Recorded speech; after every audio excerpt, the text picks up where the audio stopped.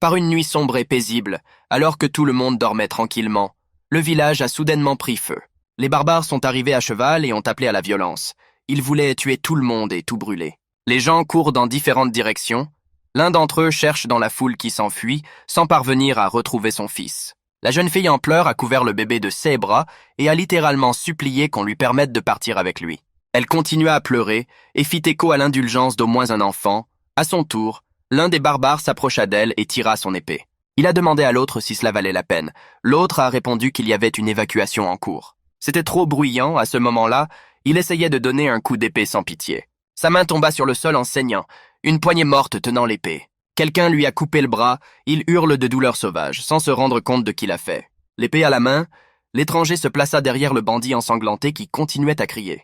Elle s'est retournée et l'a vu, elle n'en croyait pas ses yeux et confuse, elle a crié que c'était Shadow. Le bandit cria qu'il allait l'achever, car à ce moment-là, l'ombre porta le coup final, lui tranchant la tête. Une rumeur circulait parmi les barbares, selon laquelle une rencontre avec son bras ne promettait que la mort. Un regard froid dans ses yeux blancs, et seulement une silhouette noire. Cette personne, également appelée ange de la mort et ombre fantomatique, était rapide comme l'éclair et extrêmement furtive. Il marchait d'un pas assuré dans l'environnement brûlant, ses vêtements en lambeaux tachés de sang marron. Au matin, les gens marchèrent parmi les cadavres éparpillés et disaient que puisqu'il était une ombre pour les barbares, il pourrait être un allié pour eux. Le vieil homme ne voyait pas où était l'intérêt. Les bandits les volaient depuis plus d'un mois et n'avaient pas été repoussés correctement. La vie dans le nord était un enfer, et lorsque l'hiver arrivait, les gens mouraient de froid ou des mains des barbares. Le vieil homme ne cesse de répéter que le roi devrait être au courant des événements, mais il ne semble pas se préoccuper de ce qui se passe. Pour lui, il s'agit probablement d'un terrain abandonné. Et c'est alors qu'un homme s'est jeté sur l'un d'entre eux avec ses poings. Ce n'était pas la meilleure idée, car il a échoué lamentablement et s'est écrasé sur le sol. Puis l'un d'eux remet son épée au fourreau, suggérant qu'il vaut mieux ne pas prendre de tels risques. Ils lui ont demandé pourquoi il les avait attaqués, ou s'il voulait mourir, et il a serré son bras blessé. Il a traité l'homme au chapeau d'aristocrate, qui à son tour a eu l'air extrêmement surpris. Il a ensuite déclaré qu'il n'avait osé se présenter qu'après qu'il ait terminé, alors qu'il les insultait en parallèle. L'homme au kimono lui répond vivement qu'il lui couperait la langue pour avoir tenu de tels propos, tandis que l'homme au chapeau lui dit qu'il n'y a pas lieu de le faire. Elle ajouta que ce n'était pas la faute de l'enfant, puis baissa les yeux d'un air pensif et triste. La fille qui a attrapé le garçon s'est excusée auprès de l'homme au chapeau, mais le garçon n'a pas cessé de décrire la situation comme embarrassante. Le vieil homme dit que ses enfants ont perdu leurs parents il y a 7 ans aux mains des barbares, ajoutant qu'ils ont massacré tous les villageois en une nuit. Le garçon a demandé à la fille de le laisser tranquille. Le vieil homme a continué à dire qu'ils voulaient juste trouver leur place. L'homme au chapeau compatissait sincèrement à sa douleur. Le vieil homme a dit que ce n'était malheureusement pas tout. L'année dernière, une femme a perdu son mari, également tué par les barbares, la laissant veuve, et hier elle a perdu son fils unique. D'autres enfants ont perdu leur père hier et leur mère a été tuée il y a 2 ans, dit le vieil homme en désignant les enfants qui sanglotent devant le corps de l'homme. Après chaque volume, il y a d'innombrables orphelins. L'homme au chapeau s'est rendu compte que la situation était plus grave qu'il ne l'avait prévu. Il exhorta tout le monde à trouver l'ombre immédiatement, car il fallait se dépêcher d'organiser Chétange. Au bout d'un certain temps, les villageois ont vu un panneau sur le tableau d'affichage, mais ils ne savaient pas ce qu'il disait. L'un d'entre eux a demandé aux autres si quelqu'un savait lire, mais ils n'ont obtenu que le silence, car cela faisait longtemps qu'ils n'avaient pas posé d'affiche. Les gens sont venus voir l'annonce, mais ils n'ont pu que lire quelque chose à propos d'une ombre fantomatique. L'homme en kimono dit que le roi cherche une ombre fantomatique pour rejoindre la garde et que celui qui la trouve recevra un pendentif de jade. L'un des résidents a suggéré que, puisqu'il le recherchait, il ne devrait pas passer les examens et qu'il pourrait probablement s'enrichir grâce à cela. L'homme au kimono dit que son bras est célèbre dans le Nord et demande à la foule rassemblée si elle sait quelque chose sur lui. Ils ont simplement supposé que quelqu'un avait pu le voir ou le connaître de vue et que de nombreuses rumeurs circulaient à son sujet. Un villageois a désigné la grand-mère de Champ, affirmant qu'elle l'avait plus ou moins vu, ce à quoi la femme a répondu qu'elle n'avait rien dit. On disait qu'il fuyait les gens, qu'il ressemblait à un monstre voûté et la rumeur voulait qu'il ait commencé à tuer des gens parce qu'il était devenu fou. L'homme au kimono se rendit compte que personne ne le connaissait probablement et qu'il ne serait pas facile de le retrouver. Il n'a cessé de répéter que c'était peut-être sa seule chance de changer les choses. Soudain, l'ombre qui avait disparu habilement dans la foule entendit ce dont il parlait et passa à côté d'eux. Passant outre les Russes et le pandémonium qui y régnait, il entra tranquillement dans une sorte de salle à manger. Il entra et jeta le sac sur le sol avec ce qui semblait être la poignée d'une épée qui en sortait. Puis, comme à son habitude, il s'est assis en lotus à la table, musclé et costaud. Au bout de quelques secondes, une fille s'est approchée de lui et lui a demandé ce qu'il lui apportait. Il lui a gentiment demandé un bol de takju. Soudain, un étranger apparaît, portant 2 bols de takju. Il demande joyeusement la permission de s'approcher de sa table, parallèlement à celle de la personne déjà assise devant lui. L'ombre remarque qu'il y a beaucoup de sièges vides autour, mais le jeune homme insiste pour s'asseoir à cette table en particulier. Son bras le regarde et lui demande avec indifférence ce qu'il veut qu'il fasse. Le jeune homme a prononcé le mot « ombre », ce qui l'a beaucoup surpris. À ce moment-là, la fille s'est approchée avec la demande, et le garçon a affirmé que cette ombre, puis a demandé si c'était correct. C'était comme si la fille voulait rester plus longtemps à sa table. L'ombre a demandé au garçon pourquoi il pensait cela. Le type a versé du takju dans un bol et a dit qu'il l'avait vu il y a 1 an, bien qu'il se souvienne vaguement du moment. Il poursuit en disant que les barbares ne font jamais de distinction entre les personnes d'origine noble et les personnes d'origine inférieure. Le jeune homme a dit que les voleurs voulaient le tuer, et il était déjà couché sur le sol quand l'ombre est apparue soudainement. Il demanda si l'ombre se souvenait de l'avoir sauvé. En tout cas pour lui, cela avait été un jour mémorable, et ajouta qu'il était à la recherche de l'ombre depuis ce jour. Il répondit que le jeune homme l'avait pris pour quelqu'un d'autre, et alors qu'il se versait un bol de takju, le garçon lui dit que tout était possible. Le jeune homme sourit et commence à boire la boisson alcoolisée dans le bol. Par ailleurs, il a déclaré que les esprits de 16 victimes s'accrochaient à celui qu'il tuait. Il inclina lentement son bol et but le breuvage, puis déclara qu'il avait eu des nouvelles de son père, tout comme la garde royale. Cette unité spéciale, dont le but est de soumettre les barbares du Nord, est fondée personnellement par le roi. The Shadow buvait takju en silence. Les Jurchen étaient en effet le centre de la Chine, de la Corée du Nord et de Primorie, ajoutant que cela est exact. Tout le monde se concentrait sur le meurtre des barbares qui lui avaient fait perdre sa mère l'année dernière, et il demanda à Shadow quelles étaient leurs raisons. Tuer si brutalement, et quelques instants plus tard lui proposer de se battre ensemble contre les bandits. Il dit qu'il devra risquer sa vie pour les exterminer, mais qu'en retour il soutiendra l'ombre matériellement et spirituellement. Le type lui a demandé comment il s'appelait et, sans attendre la réponse, il lui a dit qu'il s'appelait Dae-il, de la famille Dae. L'ombre terminait tranquillement son bol de takju, ne voulant pas mêler le jeune homme à tout cela. Il but son verre, posa le bol sur la table et regarda le jeune homme dans les yeux. Puis il a dit qu'il risquait de mourir à cause de lui, mais que s'il restait déterminé, l'ombre le suivrait. Le gars a souri et s'est versé un autre verre dans son bol et a dit qu'il l'avait cherché préparé à l'avance, même pour la mort. Ils ont touché leur bol et ont commencé à savourer cette délicieuse boisson à base de riz. Entre-temps, le récent agresseur de l'homme au chapeau, le jeune homme que la petite sœur avait tenté de calmer, avait prétendu être l'ombre. Il a demandé à sa sœur Dawn de confirmer sa déclaration à tout le monde, car manifestement personne ne le croyait. À ce moment-là, l'homme au chapeau rapproche le jeune homme du vieil homme qui se retourne. L'homme au chapeau dit que le garçon fou prétendait être l'ombre et désigna le jeune homme. À ce moment-là, les gens s'attroupent et certains d'entre eux commencent à prétendre être son bras. Il était clair qu'ils parlaient du pendentif de Jade, et ils ont commencé à s'attaquer l'un à l'autre, s'accusant mutuellement de mentir. L'homme au chapeau dit qu'il n'était rien d'autre qu'une populace et demanda au vieil homme si l'ombre pouvait être parmi eux, ce à quoi le vieil homme répondit que tout était possible. À ce moment-là, l'ombre et le jeune homme écartaient le pandémonium de gens et leur demandaient de céder la place. L'homme au chapeau les a vus et s'est demandé si ce type musclé et en pleine forme était l'ombre. Le jeune homme s'approcha d'eux et leur raconta ce qu'il avait entendu au sujet de la recherche de l'ombre. Ajoutant qu'il était venu avec l'ombre, il désigna un grand gaillard qui tenait un sac à la main. L'un d'entre eux réclame des preuves de ses propos et les accuse de diffamation, affirmant qu'il s'agit bien de l'ombre. Le jeune homme se tourne vers lui et lui demande s'il est vraiment l'ombre. Il a ajouté qu'il n'avait rien vu derrière lui, mettant en doute ses propos. À ce moment-là, l'homme au chapeau s'est approché et a demandé si l'ombre fantomatique était vraiment devant lui. L'homme répondit par l'affirmative qu'il s'agissait de l'ombre, qu'il avait personnellement vue dans l'affaire. L'ombre s'avança et posa une question. Il demande s'il est vrai que la garde royale est une unité spéciale chargée d'exterminer les barbares. Il répond que la responsabilité du massacre entre Joseon et les Jurchen incombe à Joseon, ajoutant que l'ancien roi était hostile aux Jurchen. Son bras a continué à poser des questions, disant que les Jurchen avaient essayé d'être bons pour Joseon. Mais qu'avait fait le roi de Joseon? Et que la cause du trouble était la négligence du roi de ce pays. Le garçon tenta d'arrêter l'ombre. Réfléchit l'homme au chapeau. Il a dit qu'il y avait une part de vérité dans ce qu'il avait dit et a posé une contre-question pour savoir s'il se dérobait à ses responsabilités futures en corrigeant le passé. Il a ajouté que, quel que soit le passé, les actions actuelles sont très importantes car Joseon n'abandonnera jamais le Nord. L'ombre furieuse déclare que le roi doit venir le lui dire personnellement dans ses yeux, mais le jeune homme tente tout de même de le calmer. L'homme au chapeau dit qu'il lui parle personnellement. L'ombre et le jeune homme sont très surpris. Il m'a dit que c'était pour cela qu'il était venu ici, pour me parler en personne et faire la différence. S'écria le jeune homme, ne croyant pas qu'il avait un vrai roi devant lui.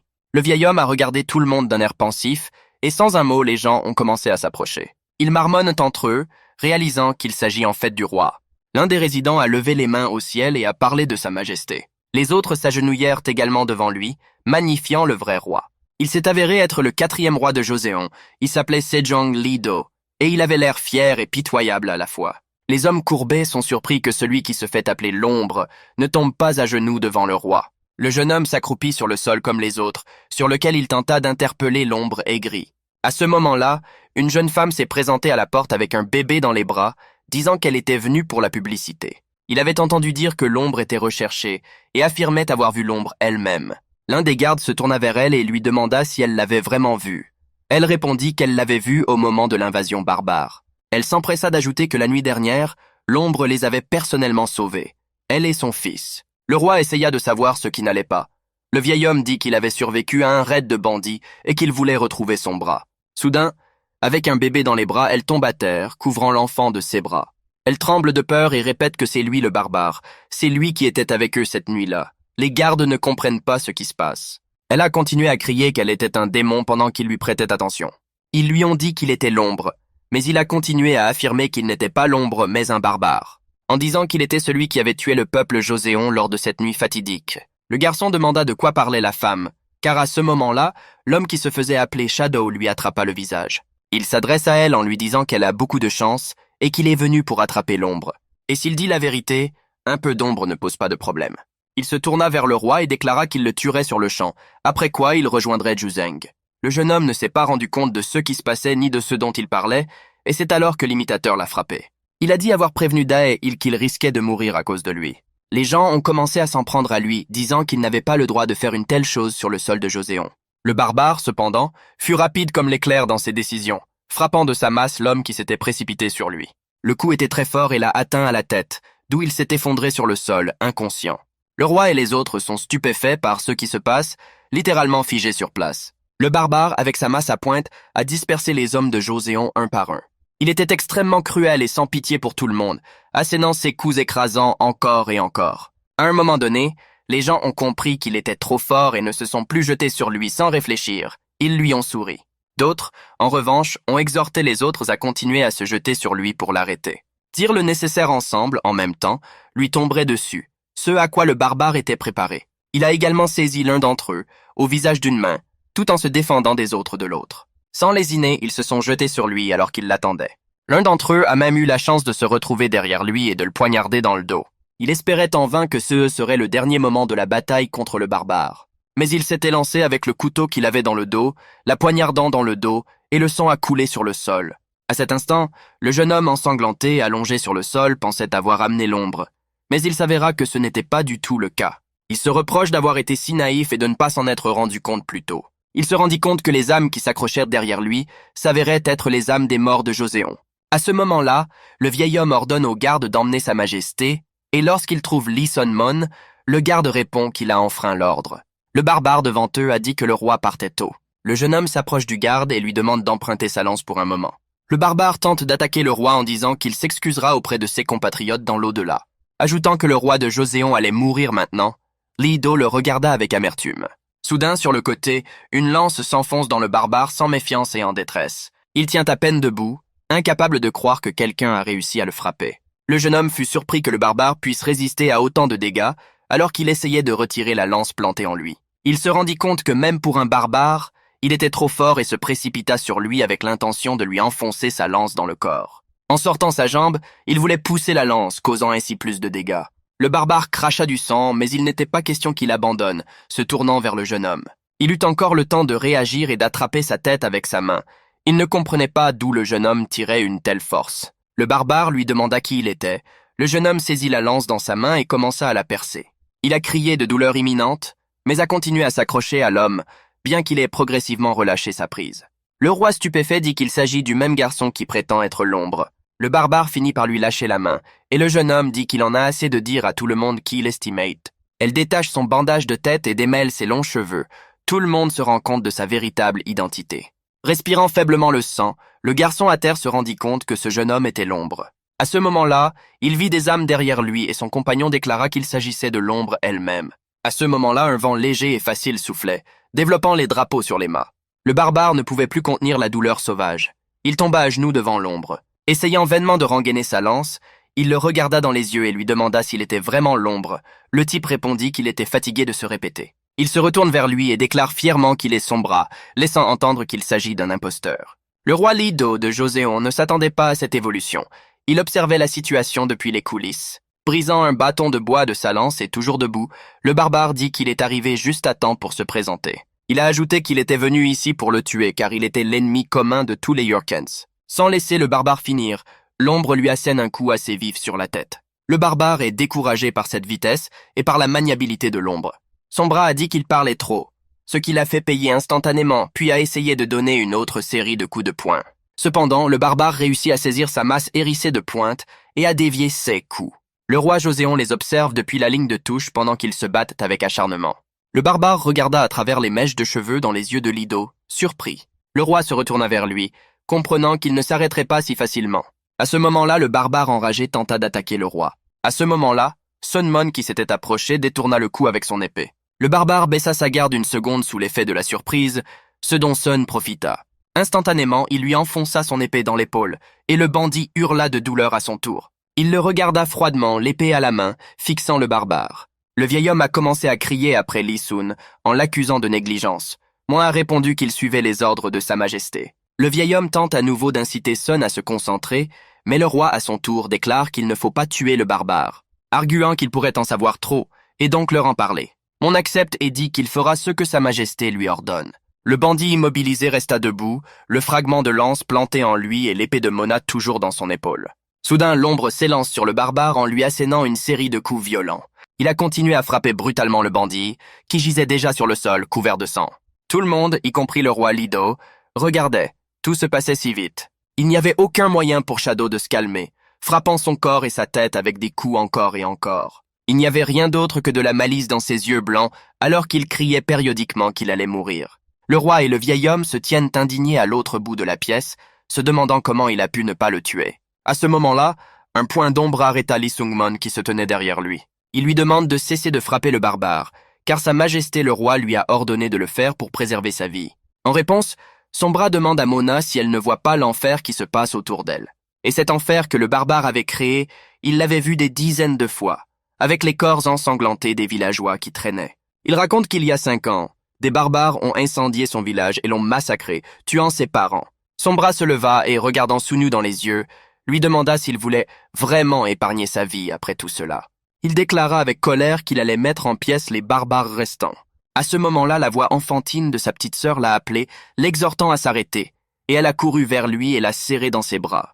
Il a essayé de résister, mais elle a crié que c'en était assez, qu'il lui faisait peur. Le roi Lido tenta également de calmer l'homme qui était extrêmement angoissé. Soudain, l'ombre s'agenouille devant Sa Majesté et s'accroupit au sol. Il demande au roi de lui donner un pendentif de jade et de le porter à sa guise, arguant qu'ils ont vu ses capacités. Invité à offrir une nouvelle vie à sa sœur, le roi lui fait comprendre qu'il veut devenir son homme pour le bien de sa petite sœur. Son bras a répondu que tout ce qui l'entourait était un véritable enfer, et qu'il voulait donc créer des conditions normales, au moins pour sa sœur. Soudain, le roi Lido refuse sa demande, ce qui le laisse perplexe. Il lui demande pourquoi elle a refusé, peut-être parce qu'elle a ignoré ses ordres, ou lorsqu'il a essayé de la frapper. Sa Majesté a dit que si la cause pour laquelle il deviendrait son homme était sa sœur, il ne pourrait pas y consentir. L'ombre continue de lui demander pourquoi il pense ainsi, et c'est alors que Sungmon l'appelle. Il lui dit de partir et de se réjouir d'être en vie après une telle désobéissance à Sa Majesté. La petite sœur s'est approchée de lui et lui a dit qu'il allait bien, l'incitant à partir. Ils se donnèrent la main et quittèrent le manoir ensanglanté du roi Lido. Sunmon s'approcha du roi et lui demanda pourquoi il ne lui avait rien dit. Sa Majesté Lido regarda pensivement le ciel et répondit qu'il était trop consciencieux. Entre-temps, une nuit mystérieuse et silencieuse est arrivée, avec la lune visible dans le ciel. Un garçon et sa sœur errent dans les rues à la recherche d'une pension. Elle se tourna vers lui et déclara qu'elle ne se laisserait pas faire car il était prêt à se vendre pour son bien-être. Mais seul. Il a répondu qu'il savait ce qu'il faisait. Sa sœur lui a dit qu'elle y réfléchirait s'il l'accompagnait. Il a déclaré que le jour de la mort de ses parents, il avait promis à son père de protéger sa sœur. Alors, exhortant Dawn à ne pas s'inquiéter pour lui, il la regarde tristement. Elle lui répond qu'il la protège depuis assez longtemps et qu'il suffit qu'il soit à ses côtés. Il sourit et voulut lui rendre l'appareil lorsqu'une flèche vola derrière lui à ce moment-là. En un instant, cela lui a fait mal au visage, car la surprise des premières secondes l'a troublé. Il vit alors la flèche voler plus loin et atteindre l'épaule de sa sœur. Dawn tomba au sol, il se précipita à son secours. Les barbares qui les suivaient les observaient du coin de l'œil. L'un d'entre eux, conscient de sa perte, sortit de la forêt et déclara que le Macan qui l'avait tué les avait conduits à lui. Montrant leurs épées, les barbares s'approchèrent. Son bras les ignora, tenant sa sœur blessée dans ses bras. Les yeux entr'ouverts de Dawn lui indiquèrent qu'il y avait derrière lui un barbare armé d'une épée. Déjà sur le point de le poignarder dans le dos, les larmes de son bras coulent en regardant sa petite sœur. Le bandit a donné un coup d'épée à son bras lorsqu'elle a été soudainement repoussée par Sun Mon, qui était venu à son secours. Lee maîtrisa le barbare avec son épée et tenta d'appeler l'ombre choquée, qui ne savait pas comment aider sa sœur. Saignant dans les bras de son frère, Dawn lui dit qu'elle va bien. Il a répété que tout allait bien, tandis que ses yeux se fermaient lentement. L'un des barbares déclara d'un ton hautain qu'une autre racaille était apparue. Sun Mon dit qu'ils ont fait une erreur en venant ici et que seule la mort les attend. Lee Sun et les barbares s'engagent dans une bataille féroce, croisant le fer. En voyant le nombre de bandits, Mon n'était pas du tout effrayé par eux. Au contraire, il avait un sang-froid à toute épreuve. L'un des barbares est littéralement entré dans une rage folle. Même ses complices n'ont pas tout de suite compris ce qui se passait. Sun continua d'exhorter son bras à reprendre ses esprits, car il y avait une foule de bandits derrière lui. À ce moment-là, l'ombre comprend enfin que sa petite sœur est morte. Les barbares réalisèrent que Sun Mon se tenait devant eux. Ils n'arrivaient pas à croire que c'était vraiment lui. Ils se sont immédiatement enfuis dans des directions différentes. Lee Sun lui demande ce qu'il fait, ne comprenant pas pourquoi Shadow agit si bizarrement. Il répéta sa question d'une manière plus dure. L'ombre se leva de ses genoux pour ramasser son épée. Et les larmes aux yeux, il a dit qu'il détruirait tous les barbares jusqu'au dernier. Il s'est alors précipité comme l'éclair sur les bandits en fuite. Mon se contenta de rester debout et de le regarder avec pitié. Il comprenait ce que l'ombre ressentait en ce moment. Pendant ce temps, les barbares s'enfuient dans la forêt, répétant que ce n'est pas possible et que Sun est vivant. Il était le deuxième meilleur épéiste de Joseon après Choyun Dok, et c'est pourquoi il est apparu dans le nord. Les bandits allaient le dire aux autres. Mais à ce moment-là, l'ombre armée d'une épée glissa dans l'air au-dessus de l'un d'entre eux. D'un seul coup d'épée, il laissa le barbare sans bras. Sa main tomba dans la neige sous ses pieds, l'ombre était furieuse dans sa colère. Ses yeux brûlèrent de vengeance et il dit que cette main tenait un arc. Puis il donna un nouveau coup d'épée sur l'autre bras du bandit. Et en se coupant l'autre main, il a dit qu'il tirait la corde de l'arc avec celle-ci. Puis, d'un coup sec, il le fait tomber sur le sol froid. Et il lui met la pointe de l'épée dans l'œil, à quelques centimètres. L'ombre a marché sur le pied du barbare et l'a maintenu dans cette position pendant plusieurs secondes. Et il a dit qu'il visait son unique sœur. Le sang éclabousse à nouveau la neige, aussi blanche que ses yeux. À ce moment-là, les gardes, avec Sun Mong et le roi à leur tête, parcourèrent la forêt à la recherche de l'ombre fantomatique. Sa Majesté Lido demanda à Lee Sun s'il était bien allé dans cette direction. Mon répondit qu'il l'avait vu courir après son chef. Il ajoute qu'il y a un problème à l'impliquer dans Chatamja. Le roi l'interrompant dit qu'il le voit. La description de Ghost Shadow lui convient parfaitement. Couvert de sang, il marche pieds nus dans la neige. Il s'arrêta blessé devant eux, et une voix enfantine douloureusement familière l'interpella. Soudain ses yeux s'écarquillent, et il ne comprend pas comment cela est possible. Shadow n'en revenait pas de voir sa petite sœur Dawn devant lui, dans le dos du roi.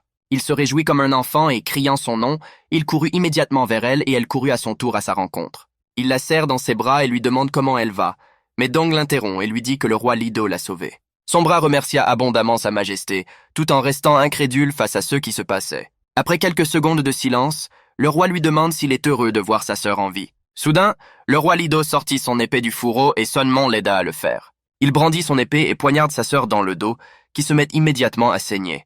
La jeune fille pleurait inconsolablement de douleur. L'ombre ne savait pas comment réagir. Sa Majesté le roi de Joseon a regardé ce jeune homme désemparé. Ce dernier hurle à son tour à Lido ce qu'il fait en tenant le corps ensanglanté de sa sœur. Le roi lui demanda s'il l'avait bien coupé et lui dit qu'il reviendrait à la vie. Shadow n'a pas réalisé ce qui se passait. Il lui a crié de ne pas oser faire ça. Lido lui a répondu en lui demandant d'entendre raison. Il raconte qu'il y a 5 ans, la nuit où les barbares ont attaqué son village, il était le seul survivant. Il ajoute piteusement qu'en fait, sa sœur est morte ce jour fatidique. Et comme il n'avait plus personne entre les mains, l'ombre surprise était à genoux. Et comme s'il embrassait quelqu'un, il regardait le roi. Lido a rappelé que sa mort remontait à 5 ans jour pour jour. C'était comme si Shadow ne comprenait rien. Son expression était figée et il continuait à penser qu'il était en train de serrer sa sœur dans ses bras. Après avoir repris conscience, il a regardé ses mains ensanglantées. Puis il a commencé à ramper sur le sol et à appeler sa sœur. Il n'arrêtait pas de la chercher. Le roi déclara qu'il savait tout de lui, et tous les gens en dirent autant.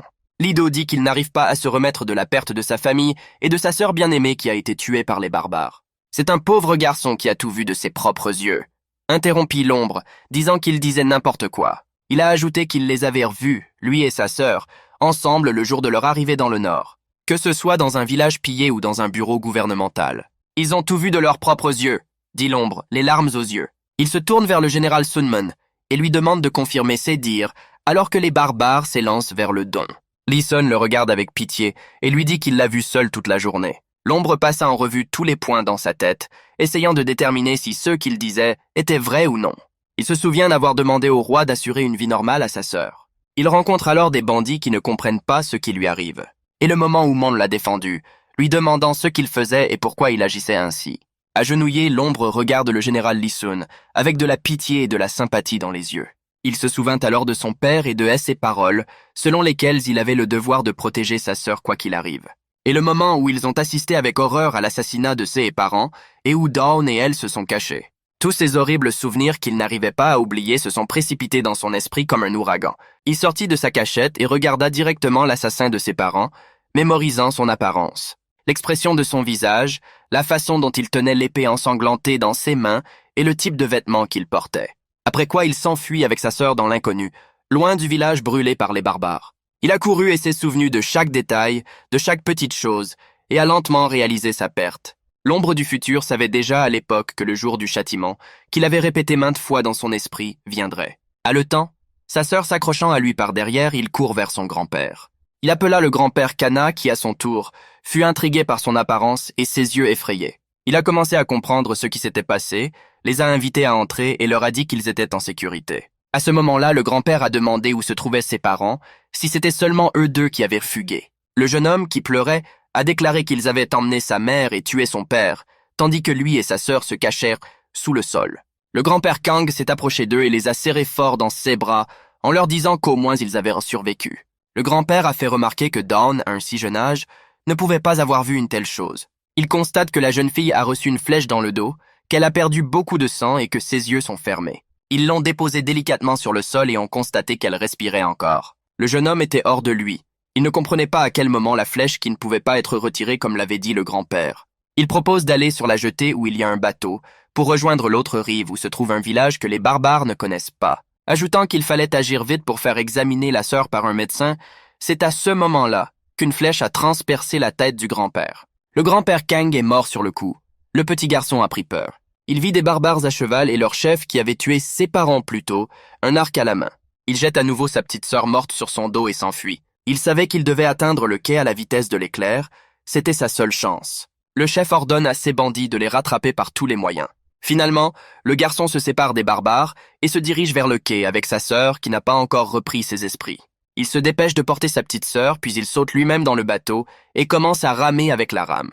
Soudain, elle s'est réveillée un instant et a voulu dire quelque chose. Il l'a interrompue, essayant de la calmer et lui demandant de tenir un peu plus longtemps. Les barbares qui les ont vus nager vers l'autre rive dans une barque sont vexés de ne pas les avoir vus. Dans leur dos se trouve le meneur, qui leur ordonne de tirer des flèches sur le navire. L'un des bandits l'interroge, et il exige à son tour que l'ordre soit exécuté immédiatement. Le garçon remarqua les flèches enflammées qui passaient à côté de lui et accéléra vers le rivage.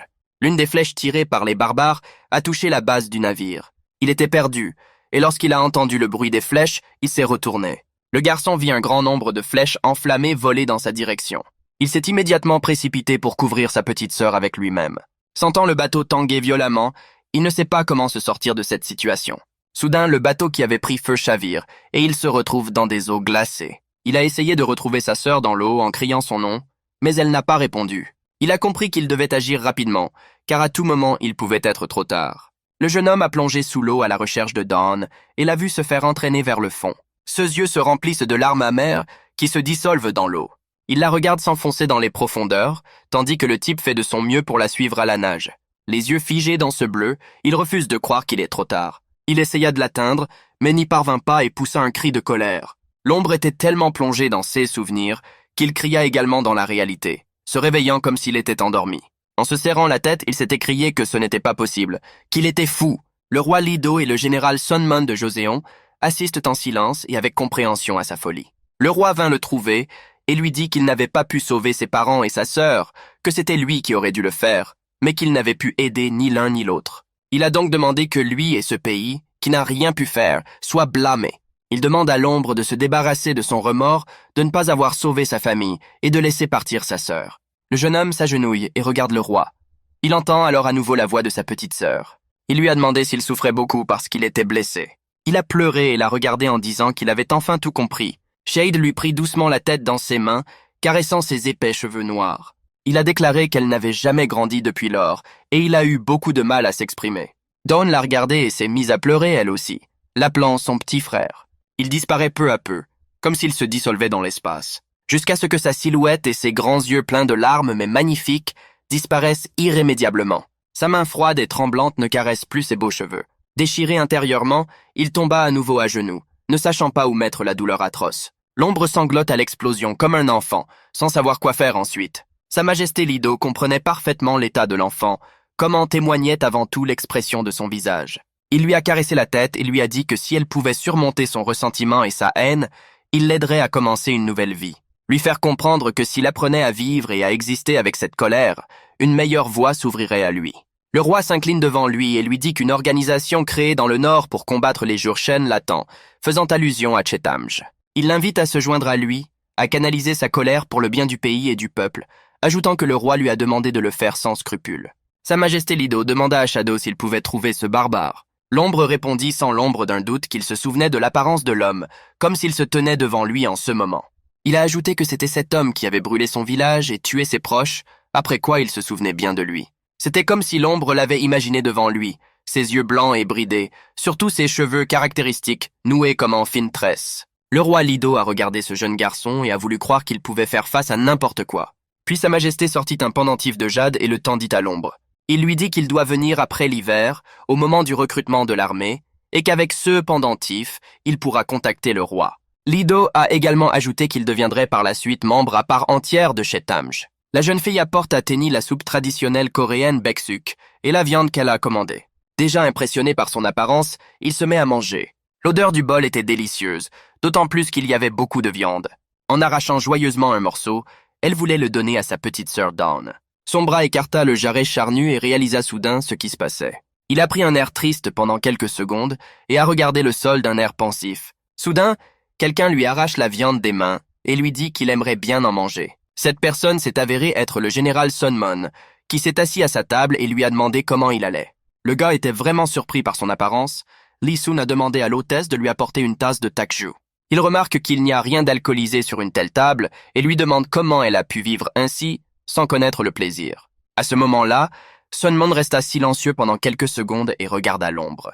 Je lui ai alors demandé poliment s'il voyait toujours sa sœur. Le jeune homme lui répond qu'il ne l'a pas revue et qu'il ne la voit pas, ce qui rassure Lee. Sungmon ne le croit pas vraiment, alors qu'en parallèle, il se verse un bol de takju.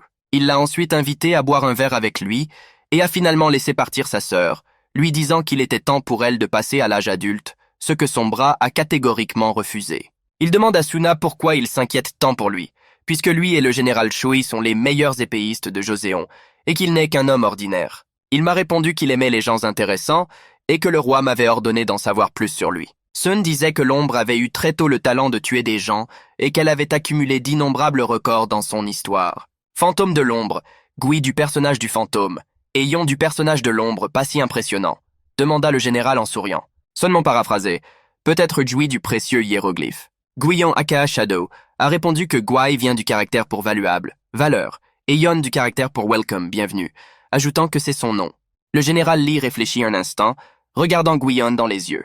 Puis il s'excusa, car il n'avait pas l'habitude de réfléchir aussi profondément, et versa encore du takyu dans ses bols et dans ceux de l'ombre. Sun a dit qu'il ne devait pas oublier le passé, parce qu'à l'avenir, il devrait prendre sa revanche sur le passé pour ouvrir une nouvelle voie. Ensuite, Mon a offert un verre à Guion pour lui souhaiter la bienvenue dans sa nouvelle vie. Ce type ne buvait jamais d'alcool, et c'est pourquoi il a regardé longuement le bol de takju.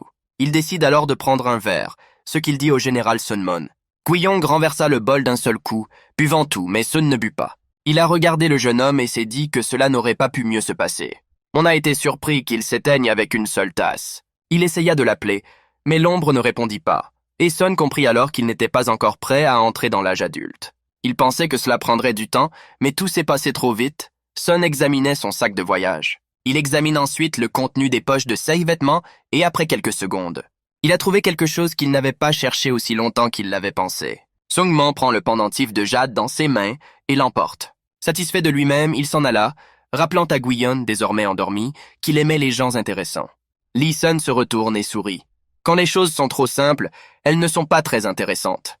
On demanda à sa maîtresse de ne pas réveiller le jeune homme et de le laisser bien dormir, puis il disparut dans une direction inconnue. Entre-temps, la nuit était déjà tombée et le croissant de lune flottait dans le ciel mystérieux. L'ombre se réveilla brusquement, allongé sur le sol, et essaya pendant un moment de comprendre ce qui s'était passé. Son esprit était rempli de questions sur l'heure à laquelle il avait fait nuit et sur la durée de son sommeil. Reprenant enfin ses esprits, il se rappelle qu'il est accompagné du général Lee Sun, qui vient de le laisser seul. Il commence à se souvenir de ceux dont ils ont parlé et des mots qu'ils ont prononcés pour se séparer du passé et de l'avenir. Cela encourage le jeune Guyon, qui décide d'agir immédiatement. Il regarda autour de lui et, en voyant les combattants et en se rappelant les paroles du roi et le fait qu'il recrutait une armée, Guyon pensa qu'il s'agissait de Chetamja. Son bras revit dans son esprit le dialogue avec le roi Lido et ce qu'il avait dit exactement.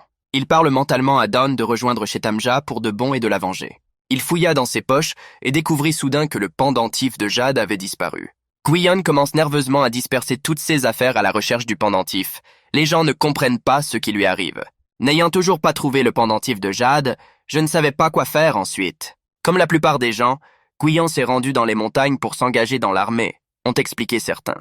Il est étrange que la sélection ait lieu dans les montagnes et qu'il y ait eu autant de participants volontaires. Ce qui réduit les chances de chacun. Ils ont souligné en souriant que même un enfant se présentait et qu'une personne était au moins en dessous de leur niveau. Se tenant à proximité, Guyon pensait au pendentif perdu, essayant de se souvenir de tous les détails pour savoir où il était passé. À ce moment-là, c'était à son tour de poser sa candidature. Il a donné son nom et le village d'où il venait. L'homme qui s'occupe des demandes le regarde attentivement. Son bras a affirmé qu'il avait perdu la suspension. L'homme a affirmé qu'il n'était pas obligé de passer l'examen avec cette suspension, mais il n'a pas pu trouver qui avait pu la donner au garçon. Guiyong a déclaré que ce pendentif de jade lui avait été offert personnellement par le roi de Joseon. Tout le monde fut extrêmement surpris qu'un enfant reçoive un pendentif du roi. Il pensait qu'il mentait. Il a immédiatement ordonné aux gardes de faire sortir le jeune homme de l'enceinte. Pendant ce temps, l'inspecteur du recrutement de l'armée d'hiver se présente à ceux qui veulent être sélectionnés comme Kim Jang. Il a précisé que toutes les personnes sélectionnées recevraient des avantages et une rémunération, mais que les missions seraient également dangereuses, et il a invité chacun à en comprendre la gravité, et qu'il n'allait pas s'en sortir grâce à la chance et à quelques compétences, et il a demandé si tout le monde savait de quoi il parlait. Il a également ajouté que toute personne racontant des bêtises sur le pendentif de jade, prétendument disparu, ne pourra pas réussir cette tâche. Kim Jang a ensuite réuni tout le monde pour préparer le premier test qui, selon lui, était assez simple. Ceux qui ramèneront une flèche avec une plume rouge du sommet de cette montagne passeront la première épreuve, indiqua-t-il en désignant la montagne la plus proche, en ajoutant qu'il n'y a que 10 flèches au sommet, et 30 personnes prêtes à tenter leur chance. Ils ont tous couru vers la montagne comme des fous, se poussant les uns les autres. En se retournant, Kim Jang regarde avec surprise le Guiyong qui se trouve devant lui. Après quelques secondes de silence, il lui demanda ce qu'il faisait. L'ombre ne sut que répondre. Jang, perplexe, a alors crié au jeune homme de se dépêcher. Kim l'a suivi des yeux et s'est dit qu'ils ne s'amusèrent jamais avec les orphelins, mais le garçon était trop jeune. Pendant ce temps, Guyon n'arrivait pas à chasser de son esprit la pensée obsédante du pendentif disparu. J'étais très conscient que je devais dépasser la plupart des concurrents pour être dans les 10 premiers. À un moment donné, il s'est arrêté et ne s'est pas rendu compte de ce qui était arrivé aux autres. Les participants au procès gisent meurtris. Il regarde attentivement autour de lui. Soudain, il a senti quelqu'un derrière lui. L'un des participants s'est approché avec un bâton et l'a brandi. Guyon esquiva le coup à la vitesse de l'éclair, mais il ne s'attendait pas à une telle réaction de la part du jeune homme. D'autres hommes sortent de derrière les arbres, gourdin à la main, et tentent d'encercler l'ombre. L'un d'entre eux, se sentant manifestement responsable, a déclaré qu'il n'y avait que 10 flèches, mais que cela ne signifiait pas que toutes les 10 allaient réussir le test. Il voulait vaincre tous ceux qui n'avaient pas atteint le sommet, et ceux qui étaient descendus de la montagne, pour leur arracher leurs flèches. En souriant et en tapotant sa canne sur son bras, il demande si le jeune homme a compris ce qu'il voulait dire. Il s'est précipité vers l'ombre en disant que seuls eux 4 passeraient le test. Guyon esquiva de nouveau et lui arracha le bâton des mains. Il l'a balancé dans sa direction, mais ne s'est pas rendu compte de la rapidité avec laquelle tout s'est passé. L'ombre lui assène un coup de tête qui lui fait briser un bâton de bois. Le voyou, déconcerté, se rendit compte que ce type était vraiment fort, et les autres furent tout aussi surpris par ses compétences. L'ombre les nargue en leur disant qu'ils ont un plan presque ingénieux. Après avoir repris ses esprits, le méchant tente de comprendre ce qui s'est passé. Ce co-conspirateur avait décidé de ne pas défendre leur prétendu patron. L'ombre avait balayé cette branche pourrie et inefficace. Guyon a déclaré qu'ils avaient eu le temps d'élaborer un plan, mais qu'ils n'avaient pas pu trouver d'armes décentes. Il demande instamment à ses hommes de s'occuper immédiatement du jeune homme insolent. Après avoir tourbillonné vers l'ombre, un homme au chapeau était visible sur la crête de la montagne. Il s'est avéré que Lee Sun-mon était également présent et qu'il a appelé l'homme au chapeau, le général Choi Yun-dok. Choi demande à Mon de ne pas rester à ses côtés, mais d'aller en bas pour comprendre ce qui se passe. Sun reporte son attention sur le pandémonium des gens. Yun-dok dit qu'ils peuvent accomplir leur service militaire en un instant. Sung balaye en disant que le roi a posé des conditions sans précédent. Le général Choi a répondu que cette fois, il avait pris la création de Chetamja trop au sérieux. À ce moment-là, Sun essayait de discerner Guiyong dans la foule. Il scrutait chaque personne. Yun se rend compte que Lee cherche ce type et dit que ceux qui ont été suspendus n'ont pas réussi le test. Sun répond que les circonstances ont changé. Le docteur s'inquiète du fait que le garçon a été suspendu, car Chetamja est l'unité d'élite qui opère dans le Nord. Choi comprend que les circonstances de cet homme sont malheureuses, mais le pendentif de Jade est un grand privilège pour lui. Sun se rendit compte que ce garçon avait du talent, il tuait des barbares depuis l'âge de 12 ans et survivait encore. La chose la plus importante et la plus efficace pour un vrai guerrier est l'expérience de la participation à des batailles réelles. Sung-mon a regardé le général Yun-dok d'un air énigmatique et a dit que son talent inné pouvait aussi s'ajouter à tout cela. L'ombre qui n'a pas changé continue de dominer les participants décidément sournois de ce défi. L'un d'eux fut blessé à l'œil par les doigts de Guyon, qui ne s'attendait manifestement pas à une telle rebuffade de la part du jeune homme. À ce moment-là, l'autre s'est mis derrière le dos du gars et s'apprêtait à le frapper à son tour. Cependant, réfléchissant instantanément, il esquiva de façon à ce que le coup touche le voyou qui venait d'être aveuglé par son bras. Après quoi, Guiyang rebondit sur le côté, des fragments de bâtons de bois volant de sa tête vers le côté. Ce dernier, à son tour, a tenté de le blesser à nouveau, ce qui, traditionnellement, s'est avéré extrêmement infructueux. Guiyang lui donna un coup de pied si fort qu'il en eut les larmes aux yeux. Après quoi, un troisième homme s'est mis au travail, le type s'est retourné avant qu'il ne puisse esquiver. Il s'est frappé la tête avec une branche sèche qu'il a brisée en éclats. L'ombre lui avait dit que les branches pourries ne produisaient qu'un bruit fort, mais sans effet. Guyon était encore un peu essoufflé par le coup qu'il avait reçu au côté, mais les dégâts n'étaient pas vraiment importants. À ce stade, son patron a déclaré que ces branches n'étaient pas vraiment efficaces, mais qu'elles faisaient tout de même mal. Après s'être remis de ce coup peu sérieux, Guiyong se débarrassa facilement du troisième attaquant. Il l'a littéralement jeté à terre, sur le côté, sous le regard choqué du meneur de jeu. Puis, son bras, reconnaissant que les branches pourries lui faisaient mal, mais pas de manière significative, lança un regard haineux à son chef. Guyon s'est immédiatement tourné vers lui, qui à son tour n'a rien trouvé de mieux que de s'avouer vaincu. Il a dit qu'il le retirait et a proposé de diviser la victoire en deux. Son bras a répondu que, dans cette logique, il pouvait se débrouiller seul. Le voyou a dit qu'il ne pouvait pas tous les prendre à lui tout seul. Alors qu'il commençait à poser devant lui et à montrer ses muscles, il n'a cessé d'insister pour qu'il fasse une équipe avec lui. Alors que Guyon réfléchit, l'homme dit qu'il est assez jeune, qu'il n'a que 18 ans. Il a dit qu'il était fort mais qu'il manquait d'esprit, puis il lui a demandé son nom. Et le gaz a dit qu'il s'appelait Guyon. Il a réfléchi un instant, se disant qu'il avait déjà entendu ce nom, puis s'est rendu compte qu'il s'agissait d'un très bon nom. L'appelant par son nom, il propose à son bras d'être son nouveau partenaire. Au bout d'un moment, Dumok a grimpé à un arbre et a essayé de voir les autres participants de là-haut, mais il n'y avait personne. Se demande l'ombre, car le premier à avoir atteint le sommet de la montagne devrait déjà être revenu. Il a demandé au nouveau partenaire de Dumok ce qu'il devait faire ensuite, et Dumok a répondu qu'il s'était probablement passé quelque chose sur la montagne. Guiyéon est d'accord avec lui, car il a lui-même pressenti une sorte de piège. Dumok a suggéré que nous nous dépêchions d'arriver avant le coucher du soleil. En descendant de l'arbre, il s'aperçut que l'ombre avait instantanément tenu compte de son conseil et qu'elle courait vers l'avant. Le regardant fixement et en colère contre lui parce que son plan avait échoué, Guyon l'appela. Dumok lui a demandé s'il avait besoin de l'accompagner. Le type a répondu par l'affirmative, laissant entendre qu'ils étaient ensemble. Ajoutant qu'en tant que camarades, ils devaient se serrer les coudes, Dumok suivit à contre-cœur. Je n'arrivais pas à comprendre comment, à un si jeune âge, il pouvait être aussi fort. Et il se disait qu'il avait de la chance que Guiyong soit un adolescent naïf et stupide. L'œil au beurre noir, Dumok a continué à réfléchir à la manière dont il pourrait profiter du jeune homme de façon à ce qu'il réussisse le test. Alors que le soleil descend lentement sous l'horizon, il grimpe vers le sommet de la montagne. Un poteau d'arbre avec 10 flèches avec des plumes rouges les attendait. Guiyong s'est monté en premier, ce qui a été signalé avec enthousiasme à Dumokyu, qui a demandé une petite pause. Au sommet de la montagne, Kim Jong les attendait déjà, les informant de leur retard. J'étais assis sous un arbre d'où sortirent les flèches, parmi les participants inconscients au test. Dumok ne comprenait pas pourquoi il y avait un inspecteur et tant de gens au sommet de la montagne. Guiyong a poussé un cri d'excitation en voyant le pendentif de jade à la ceinture de l'inspecteur Kim Jang. Celui-ci, à son tour, lui a demandé s'il savait ce que c'était avant qu'il ne s'émerveille. L'ombre a déclaré qu'il avait exactement la même chose jusqu'à ce qu'il la perde, ce qui explique les difficultés qu'il rencontre aujourd'hui. Kim s'est assise et a dit qu'elle avait été informée que quelqu'un montrait un pendentif en jade et qu'elle avait réalisé qu'il s'agissait de ce jeune homme.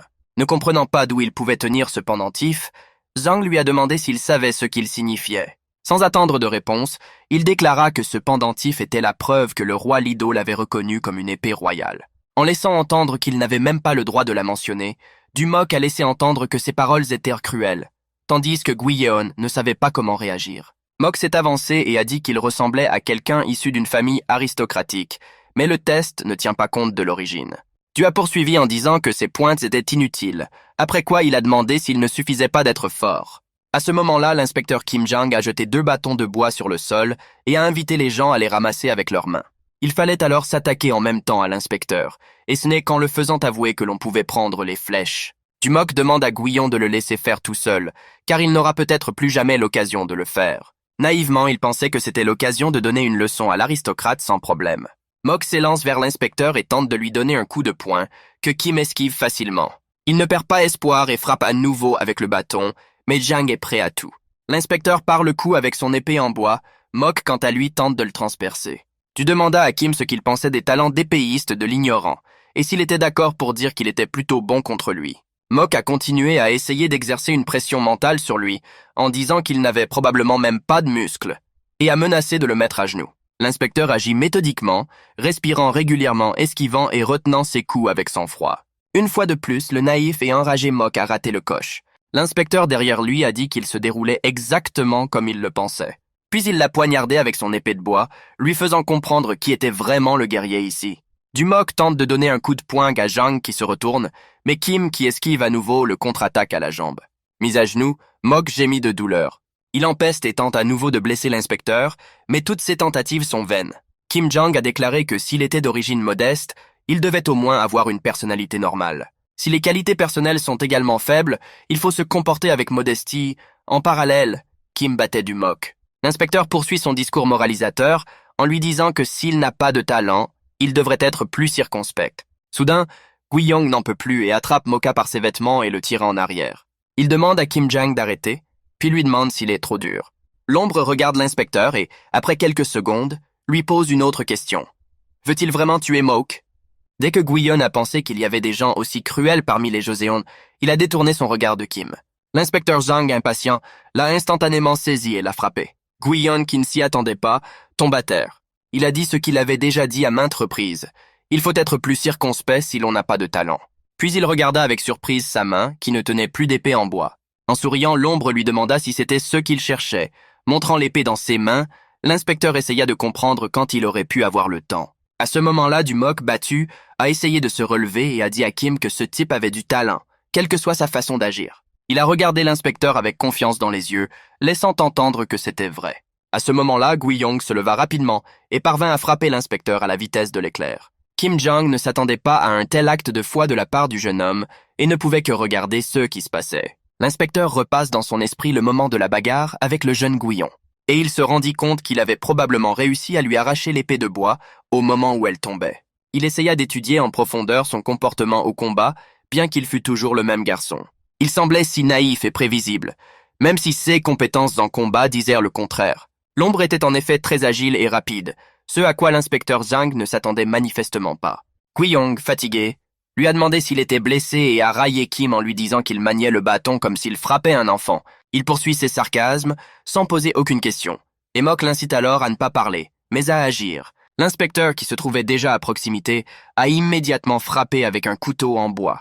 Au cours de la bataille, l'ombre ne manque pas l'occasion de narguer à nouveau l'inspecteur en lui disant qu'il l'a effrayé.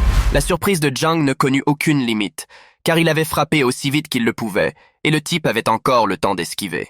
Il continue de réfléchir à ses compétences et remarque que Guion est également très attentif. Il se déplaçait en conséquence, en calculant correctement son esquive ou son attaque. Ils ont fait s'entrechoquer leurs épées de bois et se sont regardés dans les yeux.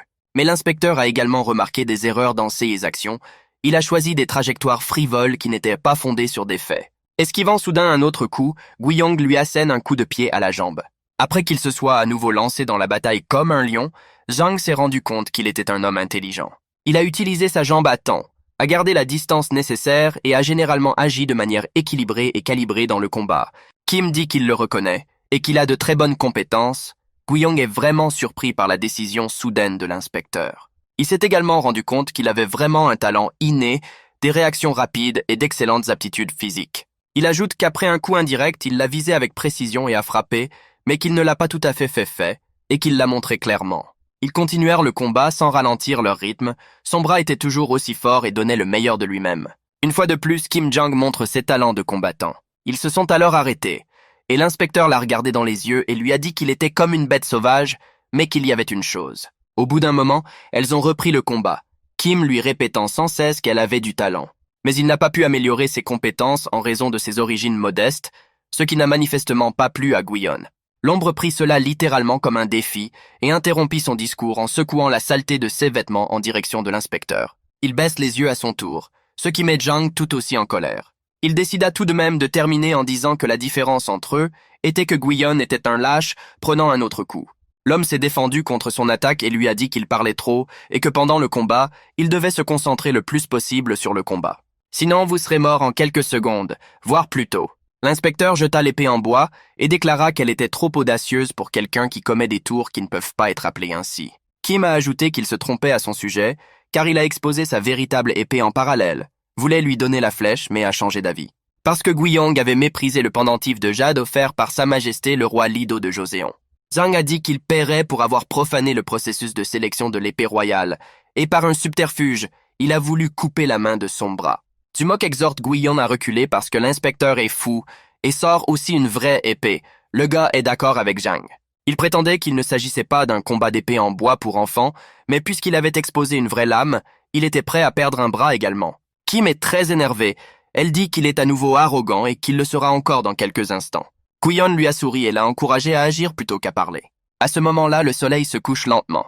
Un vent léger et insouciant souffle dans la forêt. En quelques secondes, les deux épées sont au sol, car quelqu'un est intervenu dans leur malentendu. Ils étaient désarmés et se jetèrent des regards furieux, tandis que le plus âgé levait son épée au-dessus de sa tête. Il a dit qu'il se demandait pourquoi personne n'était descendu de la montagne.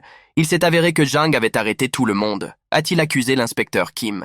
Il a ajouté qu'il avait demandé à l'inspecteur de tester ses compétences, qu'il avait amené tout le monde dans cet état et qu'il avait même mis son épée à nu. Kim a répondu qu'il faisait son travail, le directeur a dit qu'il n'avait pas besoin de frapper tout le monde, mais seulement de prouver ses compétences. À ce moment-là, se souvient Guion. Le vieil homme a regardé le jeune homme et lui a dit que les règles étaient les mêmes pour tout le monde.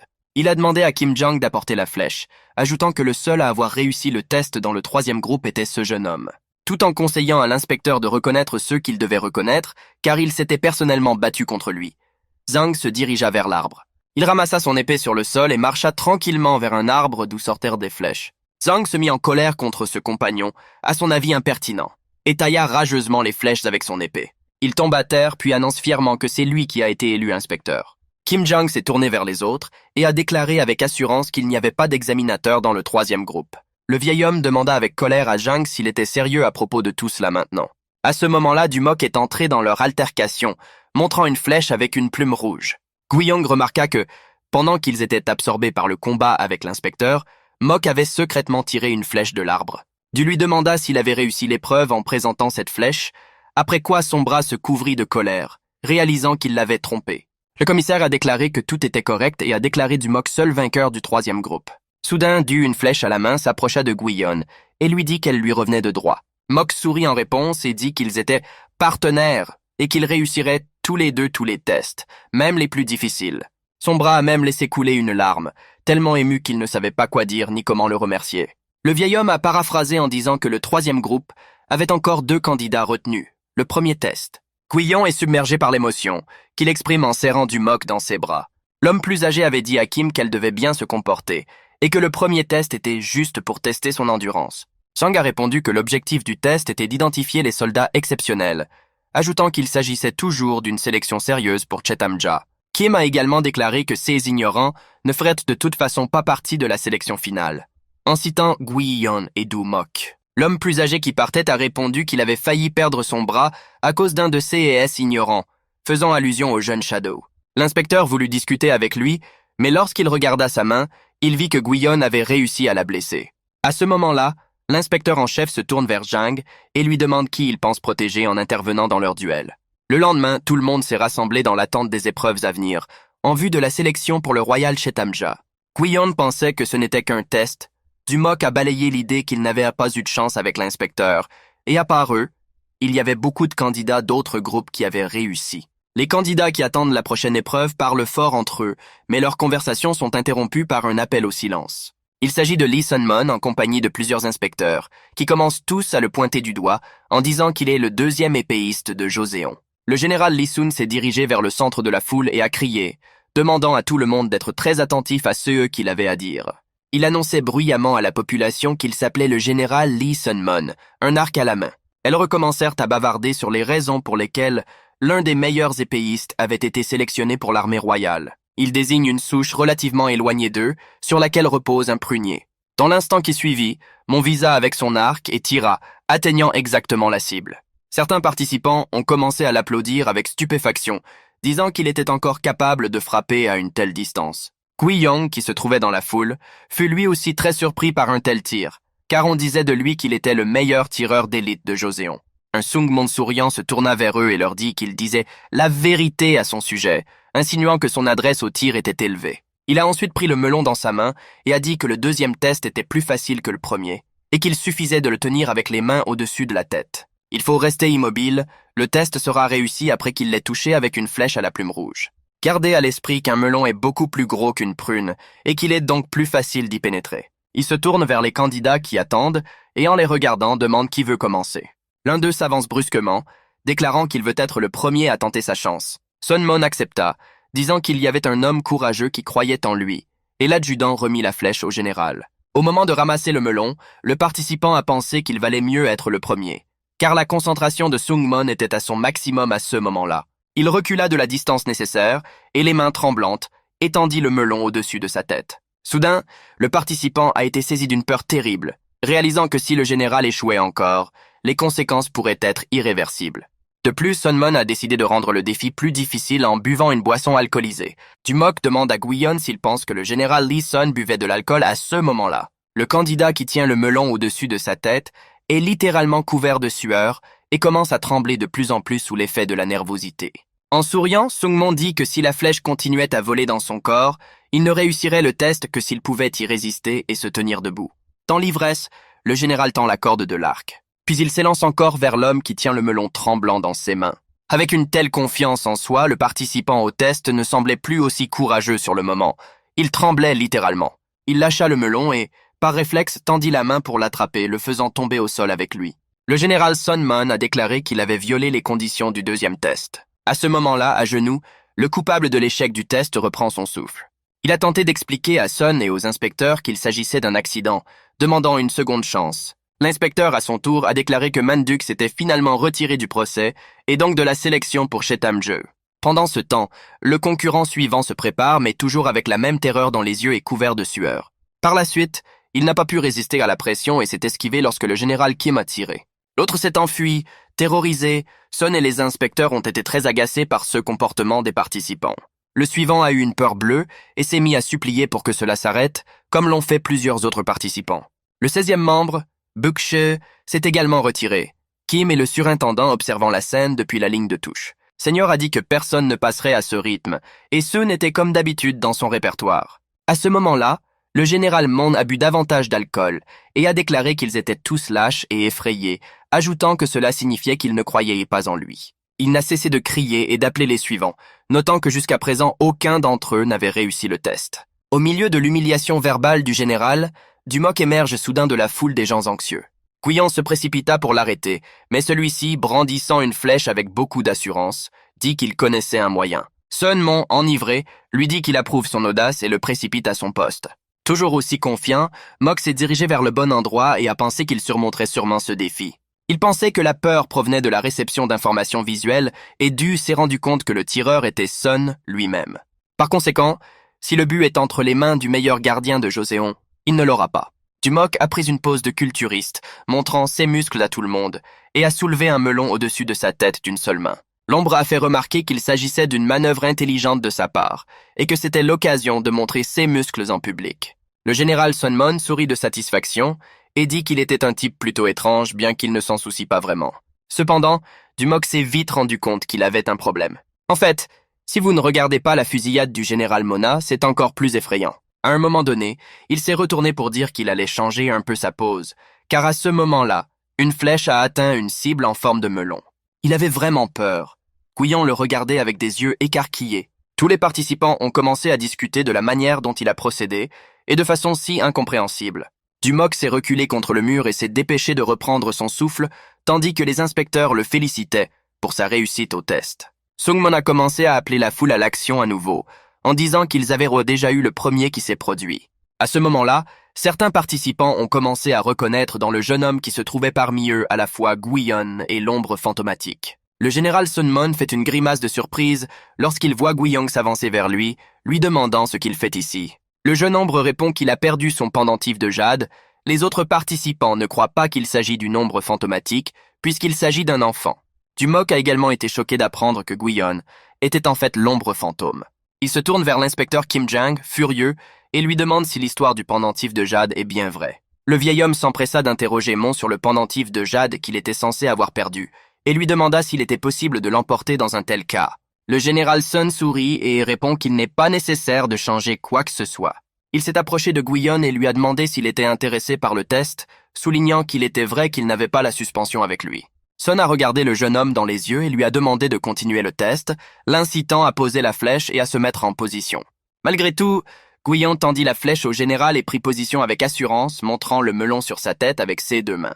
Pendant ce temps, Dumok pensait à ce que l'on attendait aussi de Lee Sung-mon, à savoir son caractère catégorique. Le général Mon pensa que tout cela était pour un si jeune Guyon, et comme s'il essayait de le détendre mentalement, il tendit la corde de l'arc au bout d'un moment. Il se disait que cela allait être intéressant et très divertissant. Il se rendit compte que ses yeux étaient exacts, mais ce qu'il était vraiment curieux de savoir, c'était comment l'ombre apparaîtrait dans cette situation. C'est comme si Sung-mon continuait à exhorter Guyon de manière non verbale à lui montrer son talent inné dont tout le monde parle. Après quelques secondes, une flèche jaillit de l'arc du général en direction du jeune homme. L'inspecteur et tous les autres ont vu que le général Sun visait sous le melon, plus précisément la tête. Sang a également réalisé qu'il ne s'agissait pas d'un accident, mais d'une action intentionnelle.